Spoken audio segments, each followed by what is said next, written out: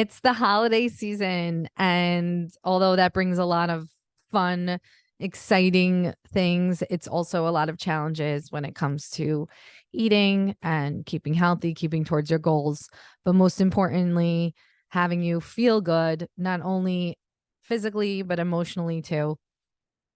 We just got past the Jewish holiday of Hanukkah.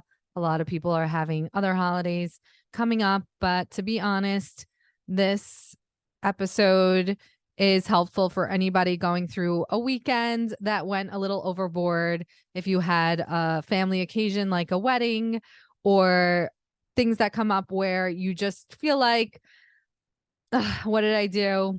Or what this episode is called, I feel so fat, which is a pet peeve of mine. I would love people to be more specific that what you might feel is bloated or uncomfortable, swollen. But just so you know, there's no way to gain fat overnight, so to speak. And just like it takes a longer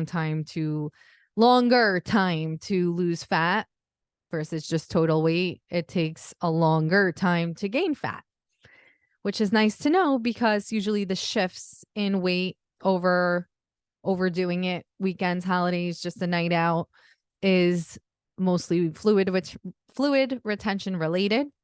And the things that we're going to talk about today is to how to help bloating, more specifically fluid retention and other things that make you feel swollen, not great, physically feeling ill, and completely unmotivated.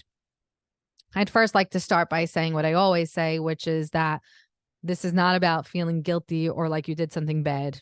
I'm quite the opposite person. I am happy to indulge on a holiday or going out to eat with friends. I think that's a part of life. Your nutrition and weight journey should always be about enhancing your total quality of life, not just how you look, even if looks might be a goal, which is valid as well. But you want to learn the balance in all things. And sometimes you make an active, mindful choice. And I have many episodes speaking about mindful eating and mindful choices and how to treat yourself. But now that you have, it doesn't mean you might come out of it feeling the best physically, even though emotionally, I'm hoping you were well prepared and are feeling good emotionally about your decision. But now what do we do about the physical part? It's important to always be cognizant of both areas in a way that's very helpful and functional. And that's what you learn life's about. Life's about the ups and the downs. It's not about spikes and dips. It's just about ups and downs. So you may be waking up today feeling a little less motivated physically. I definitely am there. I'm often there because I love the life of balance, but I actually use the swollen, heavy feeling to motivate me to push through it because the only way out is through. And I want to get over that feeling quickly. I know the tools I need to do that I will share with you today in order to push past it, but it takes a crazy amount of strength mentally and physically. You are physically heavier. I'm not saying you're not. You do have excess water weight. That could be anywhere from 1, 2, 3 to 5. Sometimes I've seen crazy amount of fluid retention pounds. Let's say on average 3 to 5 pounds of water weight overnight.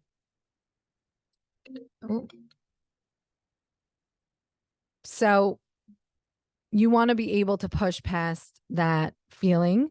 And I'm going to share with you just how to do that and how I do it. But understanding that it takes a lot of intention and resilience and mental strength is important because you wake up feeling heavy and the last thing you want to do is eat. The last thing you want to do is move your body because what you're feeling is real weight and it's hard.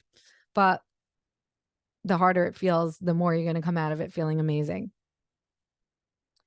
So let's first explain detox and what a detox is. So this term gets thrown around often in the marketing world. It is a marketing ploy. And I can tell you right now that without even sharing with me any details about a detox diet that you're going to tell me about or show me, or a detox protocol or a detox supplement, I will tell you flat out, it is a scam. It is a scam. They're playing on your emotional angst. Just so you know, I have this motto that in my almost 15 years of clinical practice, I can tell you that the more overwhelming something feels, the more simple and straightforward solution you need. So instead of getting wrapped up in your angst and your overwhelmingness, take that as a cue to take a step back and recognize that it's hitting a lot of triggers for you, which is okay. But what you need to do is probably something very simple and straightforward and definitely well proven.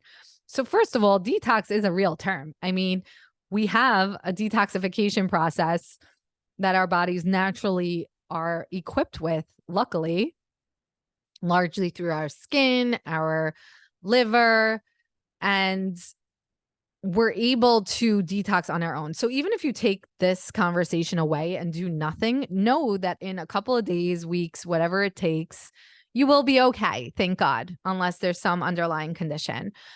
And that's important to note because you don't have to really do anything. But I like to be proactive. I like to push past a feeling I'm not feeling good in. I fully support you wanting to help support your detox system. And that's the point. You can do things to help support detoxification in your body, but you're not doing detoxification in your body with anything to do with drinks or foods. Your body's doing that anyway. And what your goal should be is helping your body support that so you can get over the feeling a little quicker and along the lines and working towards your health and weight goals. So you want to be able to focus on the fact that detox here for us is meaning reducing bloating, reducing swelling, and helping you get over that peak that I'm referencing where you're now pushed past this uncomfortable zone and you're back towards your regular journey on health and weight and diet. So what I am saying is that there are little kitschy tactics that we can do that are well proven to help support your system if you're looking to do that. Nothing ever replaces just a natural whole foods based diet, but we are going to speak about some active things you can do aside from that, because there are a lot of people who come to me and say, shouldn't I start with a detox? Shouldn't I start with a cleanse? And I always say the essence of what you do when you work with me is a whole food cleanse. Like you are focused on plant-based sources of food, whole foods, less processed foods most often, hydrating, sweating. In other words, just a healthy lifestyle. But if you want to feel like you're being a little more active in the choices you're making in order to get you past this hump, here are some things you can do. So when we speak about hydration is our body's natural way to filter your system. I mean, one of the components of your weight is fluid. And what we're saying during these times is typically what's happening is you're fluctuating in water weight and fluid retention. And that's what's driving you crazy in terms of watching a scale, which, by the way, I do not advise when you feel this way. Please trust the way you're feeling and don't exacerbate a horrible feeling by going on the scale. Give yourself at least a week or two until you revisit the scale. Your physical feelings of feeling bigger and swollen are enough to help guide you and recognize, okay, this is what I did and I want to get past that. But that is largely fluid retention based. So obviously the anecdote, or actually not so obvious, the anecdote to fluid retention is actually drinking more fluid. It's not the obvious. There's a lot of juxtapositions in nutrition. The more you drink, the more you help flush your system out. That's because fluid lies in two different ways: extracellular fluid, intracellular fluid, and you're allowing your body to keep well hydrated to help filter that through your kidneys, which is part of this filtration detox system. So there is so much to say about drinking and drinking actual water, not sweetened things. So artificial sweeteners are proven to affect gut bacteria, especially long-term use. And you're looking to help the bloating. So we're not going to go for any artificially sweetened things because we're talking about hydrating to help detox, because that's going to complicate the less bloated feeling that we're looking to get to. So literally just water. Now, if you want to add a step up for that, I'm sure a lot of you have heard about the concept of lemon water. In my book, Secrets of a Kosher Girl, I do call it like a kosher cleanse elixir, where I tell you to put lemon and mint in water. Mint has anti-carminative properties, so that also helps in bloating. Lemon, one thing with lemon is the fact that there's pectin in lemon, which is an insoluble fiber, so you could start getting some fibers in. There's not really much more magic to it than that. I mean, you get limonoids, which is a good flavonoid, that's an antioxidant. But again, just to do something fun, you could add lemon and mint to your water. You could drink it hot. Some people experience feeling more full with hot beverages. If that does it for you, you could try it hot. I personally don't mind if it's cold.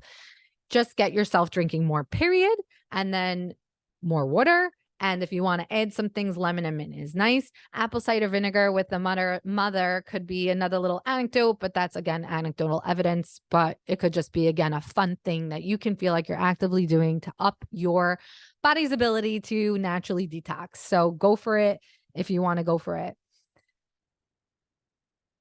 We're going to have to discuss sweating and movement. Now, in my Instagram and my other podcasts speaking about eating healthy on a holiday season, I did start to address bloating and how to combat that in that episode. So I didn't want to feel like I was leaving people hanging with no active tips.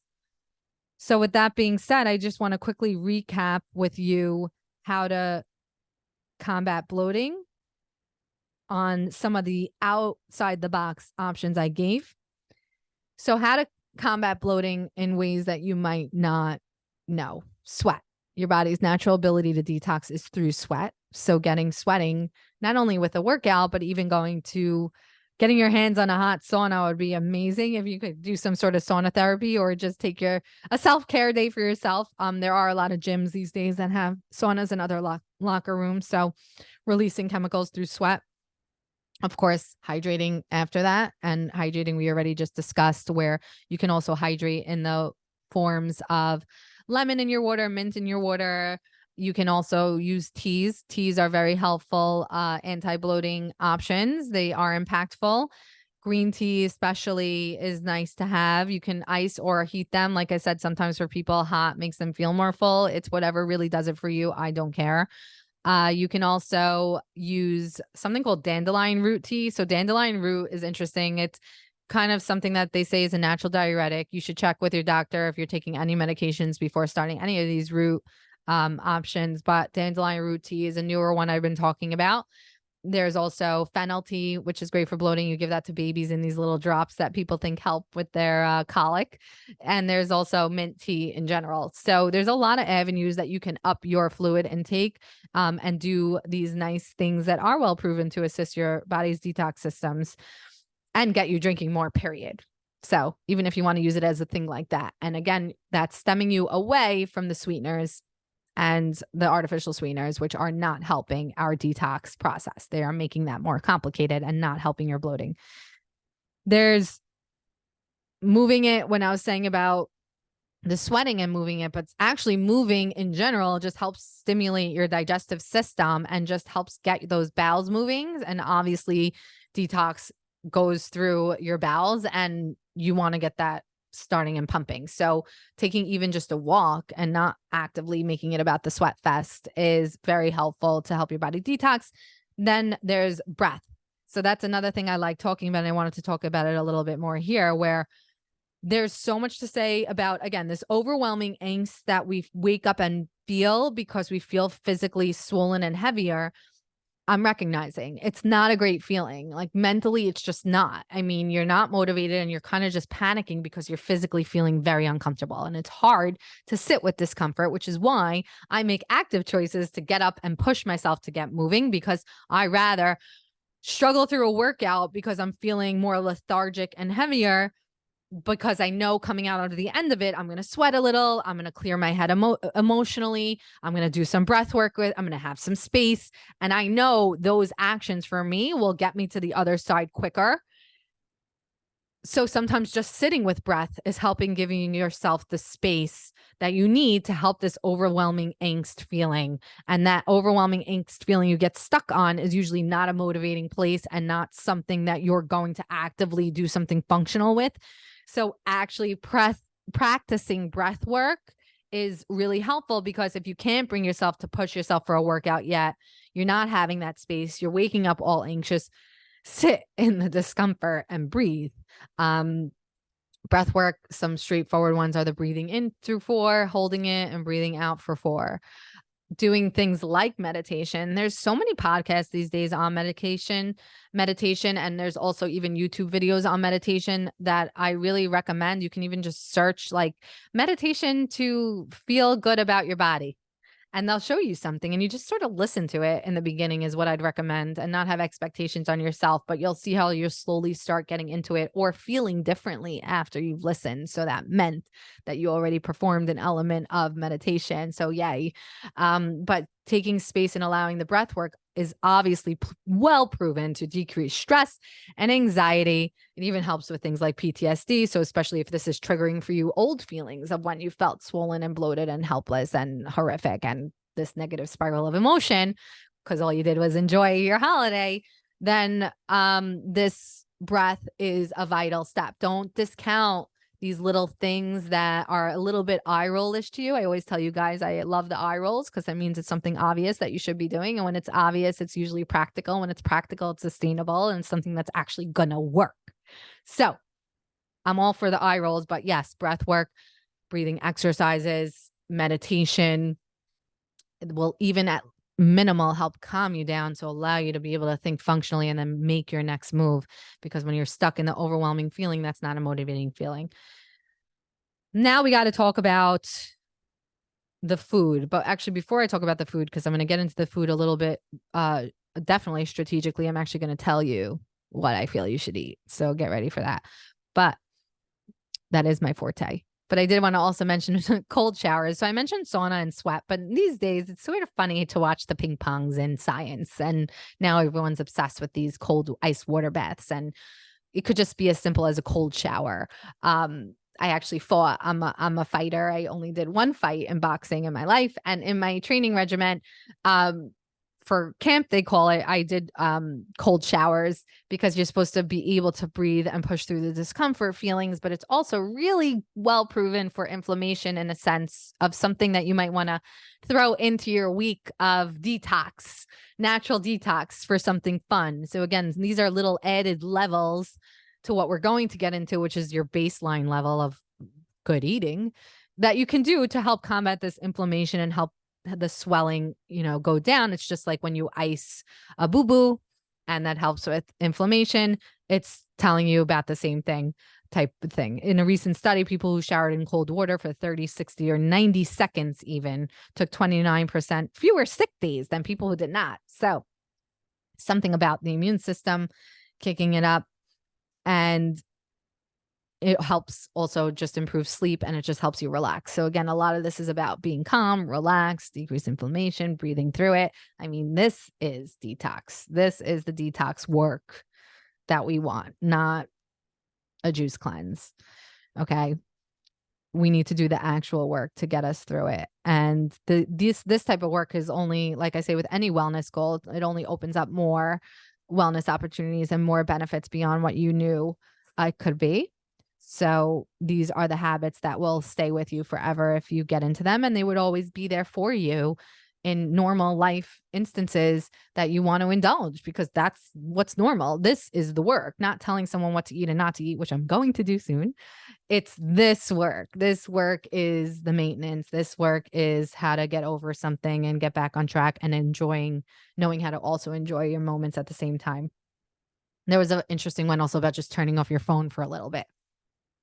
I mean, as Jews, we observe the Sabbath every weekend and you turn off your phone. And I've never found a more beneficial situation that I meet a lot of non-Jews who commend us for and want to do it too, because that obviously also is decreasing the stress and it decreases your level of distraction. So if you're finding yourself, oh, I want to go for a workout, but then you're checking your phone, you're not being functional. So those are just little added habits to help the process of detoxing because they're keeping you focused, keeping you calm.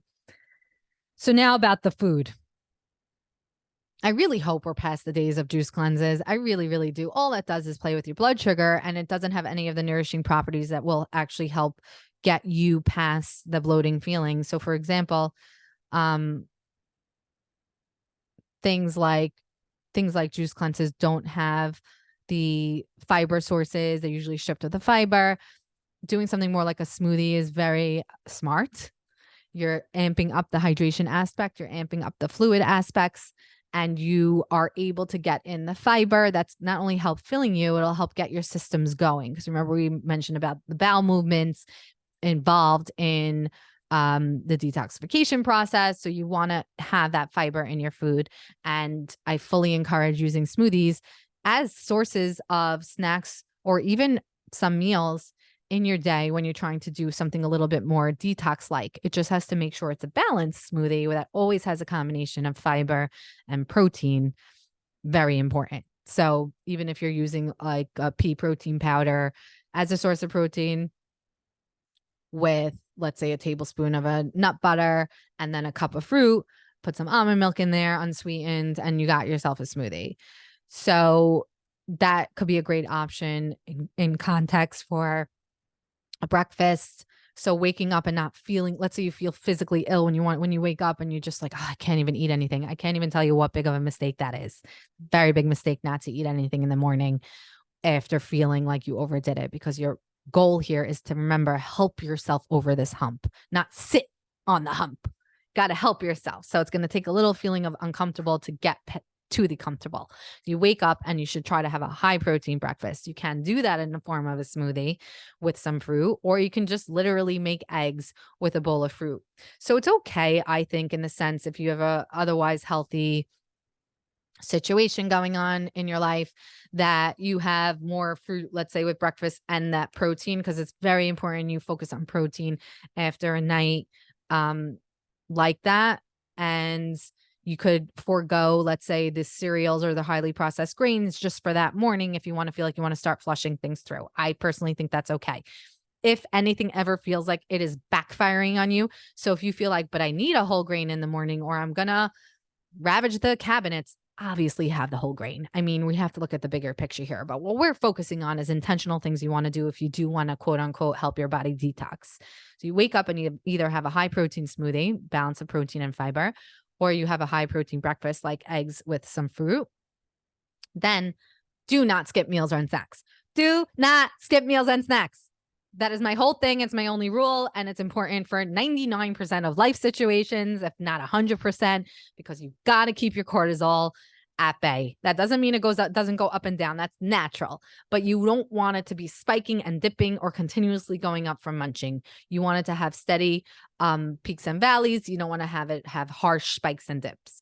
And stress is your inflammatory response. So we were trying to keep inflammation down. We're trying to help our body detox and not bring more inflammation through what we can control with our food and times we're eating. So you want to still eat about every 2-3 hours a balance of protein and fiber. And like I already said, you can do them in the form of smoothie-based options if you want to feel like you're also flushing and hydrating, as long as those smoothies are balanced.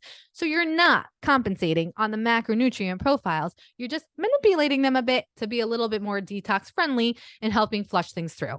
That is okay. Doing extremes and not giving your body what it needs to actually detox and get you over the hump is not okay. So that's where the juice cleanses come in, because that's not giving you what it needs. It's making you feel good in a moment, but then 2 or 3 days later, you feel like crap. You have headaches and fatigue. And guess what? That's inflammation again. And it's not getting you anywhere. Remember, detox is not all about weight loss. It's about detox. So you're trying to get over the hump so you could get back to baseline levels of weight, not related to shifts in fluid levels, and then go about your journey of your average loss or maintenance or whatever your goals are with that.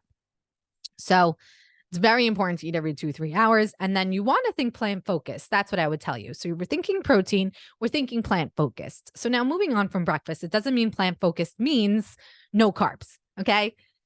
But I would challenge you, since we're saying let's focus on plants, to say, I want starchy vegetables as sources of a carbohydrate. I think that's a great idea. So that would be butternut squash, sweet potato, even baked potatoes, nothing wrong with the potato. Starchy vegetables, macronutrient wise, are what they are. They all have vitamins, fiber, and nutrients. It's all a matter of how you prepare them. I'm sure you guys could imagine I would definitely lean off high sodium foods, nothing that exacerbates fluid retention. Why would you do that? So I would definitely watch how much salt I'm adding to foods, or obvious sodium culprits, I call them in other episodes, and focus on those starchy vegetables as your source of carb. And then plants. So you want to stay away from food sensitivity. So let's say you always get super bloated from a sheet of cauliflower and you can't control yourself around the volume when you make cauliflower, maybe don't make the cauliflower. But that's not because it's a bad food. It's just you're trying to help yourself feel good through the bloating, and you wouldn't do something purposefully that you know to bloat you. It's normal to expand slightly after a meal. That is what the fibers do. But then you drink a lot of water and you're meant to then go to the bathroom at some point and get even flatter. So just know your body, know yourself, or start learning it in this process, because you might be surprised that you didn't realize kale actually makes you feel bloated in the moment, and you would have been happy to pick another vegetable in that moment. Not that it was bad, just that you're helping to overcome this uncomfortable feeling. So lean proteins, fish is amazing. Please get over the fact that you quote unquote don't like fish. I'll argue anybody that it's the smell. Hold your nose. I don't know what to tell you. And definitely, if you don't like fish, your kids aren't going to like it either. I am telling you. A lot of parents come to me with their kids and they don't feel like they quote unquote see it, but I'm telling you, they see it. They know everything. They know that you're avoiding fish, don't like fish, don't bring fish in the house. And it affects them, and they grow up being much less likely to have fish. So the best thing you can ever do for your kids is bring fish in the house and start cooking and prepare it. Start having the smell be around and start normalizing fish as a dinner protein option. Okay. I'm very into that. And so lean proteins like fish, chicken, try to stay away from the red meats, even for the salt content, any high fat foods that are excessively like animal protein, high fat foods versus almonds are great. You know, plant-based healthy fats actually help inflammation. So you're looking to eat about every 2 or 3 hours. Feel free to start with a smoothie for breakfast that's high protein, fiber, unsweetened almond milk, or incorporate that with or as a snack. You're looking to do lean protein sources and plant-focused options for carbohydrate and non-starchy vegetables to help fill you. Another great option for snacks would be, again, a plant-focused snack. So pairing, let's say, hummus with carrots or guacamole with cucumbers, portion controlled, but the water-based vegetables and fiber as even one of the snacks is going to be great. So if I were you, people like to ask what I would do in a day. I'm not you, right? So don't judge only based on what I do, but I intentionally wake up at 5:45 when I'm exhausted and not feeling motivated, and I push myself to a workout that early because I want to feel good. I want to get refocused. I want to get clear. I want to get motivated. I want to come out with a sweat, and I want to start already instead of a level 10 at a level 8. I'm a little more clear-headed. Come home, already have an appetite because I just worked out, and I feel a little less swollen, so I'm a little more motivated to make healthful food choices, and I'm going to make eggs with some fruit. Sometimes I even use the almond flour wraps from Trader Joe's, which I love. So they're more almond-based versus grain-based. They're actually gluten-free. So if I'm feeling really hungry or I don't want this to deflect my abilities to eat well throughout the day because I don't want to be over hungry, I'll have an almond flour wrap with the eggs and some fruit, or I'll just have the eggs with fruit. Next, I would do a smoothie for a snack, which could be really fun. A tablespoon of nut butter and cup of fruit, unsweetened almond milk as a snack.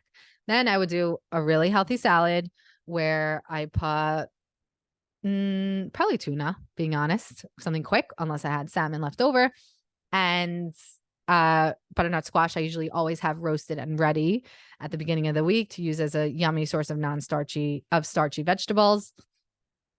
And so I would have tuna, salad, and a half a cup of butternut squash. The afternoon, I would definitely either do carrots and hummus or cucumbers and guacamole, which is why I gave you that option. Whenever I'm looking to quote unquote helpfully detox my body, I go for more of the vegetable-based snacks as at least one of the snacks because I'm generally, thank God, a healthful person. And that just makes me feel like I'm doing an extra boost.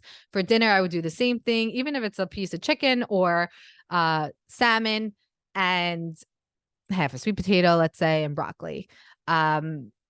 I made a really cute acorn squash vegetable soup that is like a 2-dish or 1-dish wonder, so to speak. So I might even do soup-based option where I get more liquid-based things.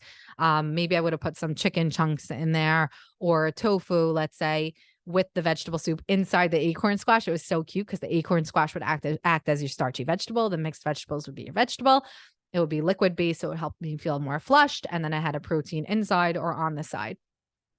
That's the gist. If that actually revved my metabolism up, I would think that's a good sign. And if I wanted a little square of over 70% dark chocolate later, I would have it because that's actually an anti-inflammatory sources. So remember, guys, the moral of the story here today is you're not looking to starve yourself. You're not looking to do something extreme. You're looking to help support yourself. And supporting yourself always comes down to the fact of a healthful, balanced diet that you should be living with 80% or so of the time anyway. And you do these little extra additional food choices or drink choices to help assist in the moments, but nothing takes away your actual lifestyle from a day-to-day perspective that you just look to boost during these times.